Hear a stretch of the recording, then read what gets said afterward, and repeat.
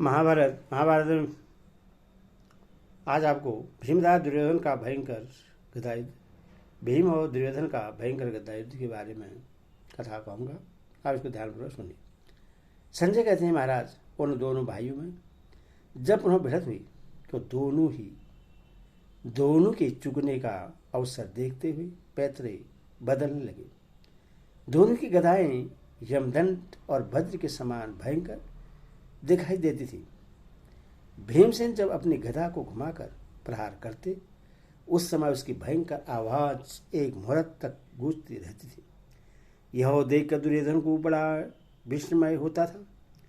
नाना प्रकार के पैतरे दिखलाकर चारों ओर चक्कर लगाते हुए भीमसेन की उस समय अपूर्व शोभा हो रही थी।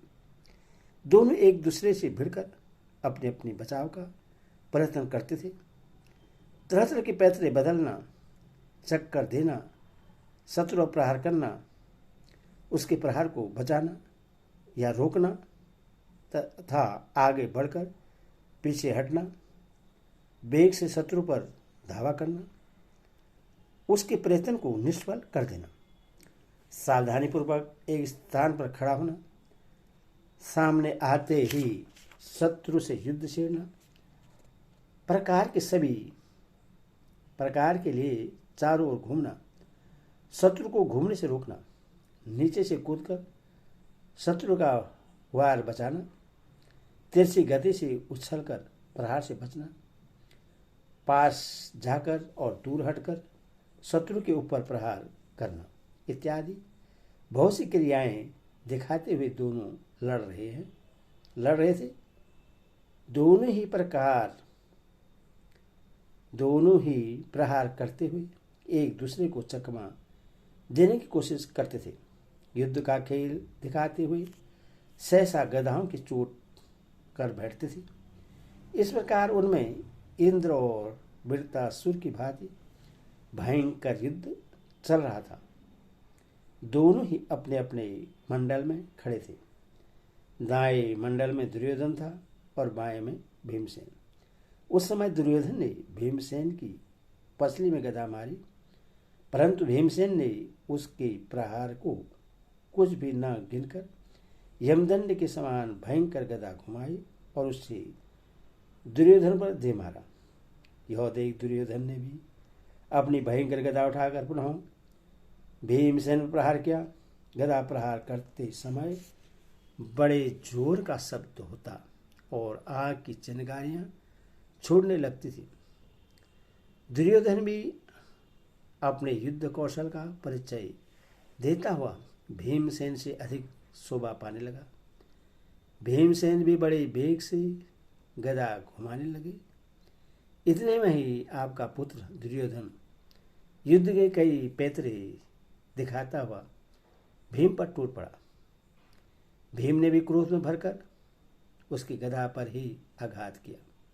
दोनों गदाओं के टकराने से भयानक आवाज हुई, चिंगारियां छूटने लगी। भीमसेन बड़े वेग से गदा छोड़ी थी और जो ही नीचे गिरी वहां की धरती कांप उठी। यह देख दुर्योधन ने भीमसेन के मस्तक पर गदा का प्रहार किया, किंतु भीमसेन तनिक भी घबराए नहीं। यह एक अद्भुत बात थी। तत्पश्चात भीमसेन ने भी आपके पुत्र पर अपनी बड़ी भारी गदा चलाई, किंतु दुर्योधन फुर्ती से इधर उधर होकर उस प्रहार को बचा गया। इससे लोगों को बड़ा आश्चर्य हुआ। अब उसने भीमसेन की छाती पर गदा मारी। उसकी जोर से भीम को मूर्छा आ गई और एक क्षण तक उन्हें अपने कर्तव्य का ज्ञान तक न रहा, किंतु थोड़ी देर में उन्होंने अपने को संभाल लिया और दुर्योधन की पसली में बड़े जोर से गदा मारी। उस प्रहार से व्याकुल हो आपका पुत्र जमीन पर घुटने टेकर बैठ गया। उसे इस अवस्था में देखकर सरदेव ने हर्षित ध्वनि की। तब दुर्योधन क्रोध से जल उठा और महान सर्प की भांति फूंकार भरने लगा। उसने भीमसेन की ओर इस तरह देखा, मानो उन्हें भस्म कर डालेगा। उनकी खोपड़ी कुचल डालने के लिए वह हाथ में गदा लिए उनकी ओर दौड़ा। पास पहुंचकर उसने भीम की ललाट पर गदा का आघात किया, किंतु भीम पर्वत के समान अविचल भाव से खड़े रहे। इस प्रकार का उन पर कोई असर नहीं हुआ। तदंतर उन्होंने भी दुर्योधन के ऊपर अपने लोहमयी गदा का प्रहार किया। उसकी चोट से आपके पुत्र की नस नस ढीली हो गई। वह कांपता हुआ पृथ्वी पर जा पड़ा। यह देख पांडव हर्ष में भरकर सिंहनाद करने लगे। कुछ ही देर में जब दुर्योधन को होश हुआ तो वह उछलकर खड़ा हो गया और एक सुशिक्षित योद्धा की भांति रणभूमि में विचरने लगा। घूमते घूमते मौका पाकर उसने सामने खड़े हुए भीमसेन को गदा से मारा। उसकी चोट खाकर उनका सारा शरीर शिथिल हो गया और वे धरती चूमने लगे। भीम को गिराकर दुर्योधन धारने लगा। उसकी गदा के आघात से भीम के कवच के चिथड़े उड़ गए थे। उनकी ऐसी अवस्था देख पांडवों को बड़ा भय हुआ, किंतु एक ही मुहूर्त में भीम की चेतना पुनः लौट आई। उन्होंने खून से भीगे हुए अपने मुख को पोंछा और धैर्य धारण करके आंखें खोली। फिर बलपूर्वक अपने को संभाल कर खड़े हो गए। उन दोनों का युद्ध को बढ़ता देख अर्जुन ने भगवान श्री कृष्ण से कहा, जनार्दन, इन दोनों वीरों में आप किसको बड़ा मानते हैं? किस में कौन सा गुण अधिक है, यह मुझे बतलाइए।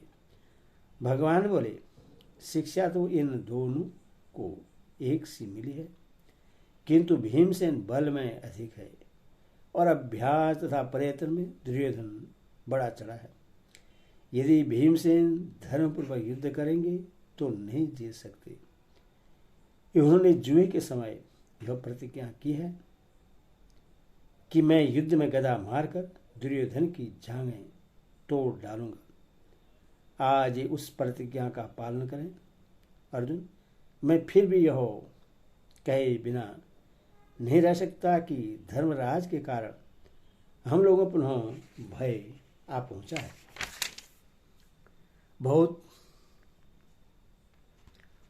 बहुत प्रयास करके भीम आदि कौरवों को मारकर हमें विजय और यश की प्राप्ति हुई थी, किंतु युधिष्ठिर ने उस विजय को फिर से संदेह में डाल दिया है। एक की ही हार जीत से सबकी हार जीत का शर्त लगाकर इन्होंने जो इस भयंकर युद्ध को जुए का दाव बना डाला, यह इनकी बड़ी भारी मूर्खता है। दुर्योधन युद्ध की कला जानता है, वीर है और एक निश्चय पर डटा हुआ है। इस विषय में शुक्राचार्य का कहा हुआ एक श्लोक सुनने में आता है, जिसमें नीति का तत्व भरा है। मैं उसका भावार्थ तुम्हें सुना रहा हूं। युद्ध मरने से बचे हुए शत्रु यदि प्राण बचाने के लिए भाग जाए और फिर युद्ध के लिए लौटे तो उनसे डरते रहना चाहिए, क्योंकि वे एक निश्चय पर पहुंचे हुए होते हैं। उस समय वे मृत्यु से भी नहीं डरते। जो जीवन की आशा छोड़कर साहसपूर्वक युद्ध में कूद पड़े, उनके सामने इंद्र भी नहीं ठहर सकते। दुर्योधन की सेना मारी गई थी, वह परास्त हो गया था और अब राज्य मिलने की आशा न होने के कारण वह वन में चला जाना चाहता था, इसलिए भागकर पोखरे में छिपा था। ऐसे हताश शत्रु को कौन बुद्धिमान द्वंद्व युद्ध के लिए आमंत्रित करेगा?